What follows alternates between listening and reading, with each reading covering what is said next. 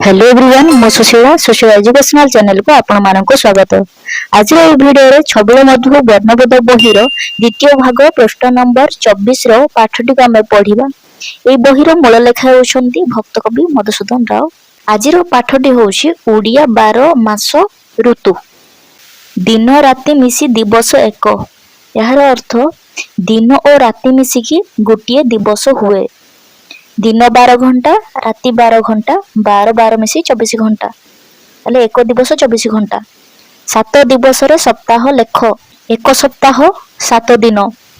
सप्ताहर 7 बारर नाम मने सदा रखिथिबो हे राम। सप्ताहर 7 दिवस गुड़िकर नाम होउछि बा सप्ताहर 7 बारर नाम गुड़िक हेउछि रवि, रवि पर सोम, ता पर मंगल, ता पर जे बुधवार, गुरु शुक्र शनि आसे तापर 7 बार ए प्रकार। 7 बार नाम गुड़िक होउछि रविवार, सोमवार, मंगलवार, बुधवार, गुरुवार, शुक्रवार, शनिवार। 15 दिन को एक पक्ष बोली 2 पक्ष एक मास। गोटिए मासरे 2टी पक्ष एक पक्ष 15 दिन। 2 मास मिली एक ऋतु हुए। 2टी मास मिसी गोटिए ऋतु हुए। मन रख पितवास। शुक्ल पक्षे चंद्र प्राप्ति दिवस रे बड़ही पूर्णिमा जाए। कृष्ण पक्ष पुणी अमावास्या जाए अल्प अल्प छिड़ु थाए। यार अर्थ कृष्ण पक्ष कहा कुआ जाए ना पूर्णिमा ठारो अमावास्या पर्यंत चंद्रर आलोकित अंश कमी कमी जाए। 14 दिन पर 15 दिनतम दिन रे आलोकित अंश मोटे देखा जाए नहीं। सेही दिन को अमावास्या कहंती।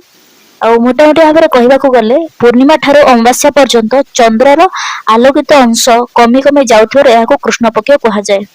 एवं शुक्ल पक्ष कहा कुआ जाए ना अमावास्या ठारो पूर्णिमा पर्यंत 15 दिन को शुक्ल पक्ष कहा जाए।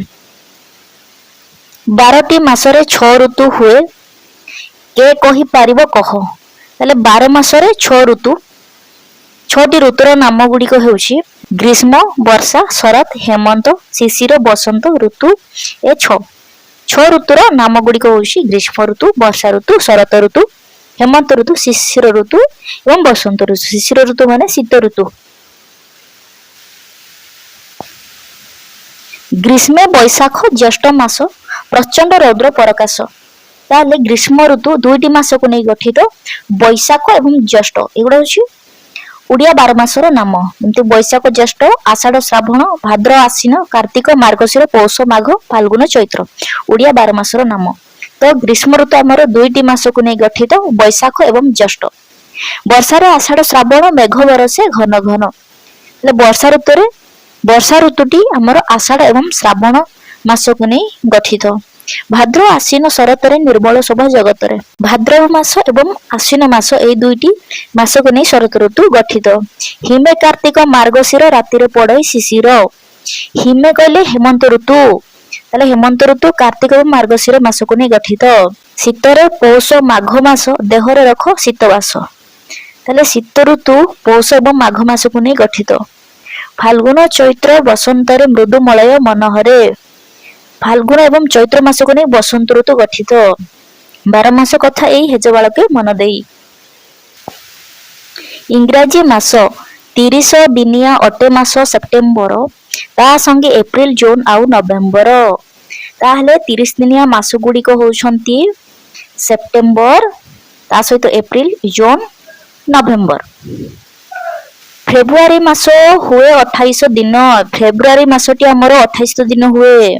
आउ सब मास जाक 31 जान। ता माने हमर जनवरी मार्च मे जून अगस्त अक्टोबर डिसेम्बर एई मास गुडी को 31। फेब्रुआरी मास को केवल छाडी देकी प्रति 4 वर्ष रे पड़े अधिवर्ष 29 दिन हुए फेब्रुआरी मास। आमे जानिछंती फेब्रुआरी मासटा 28 दिन किंतु जो वर्ष फेब्रुआरी मासटा 29 दिन हुए से वर्षटा हमर अधिवर्ष ही थाए।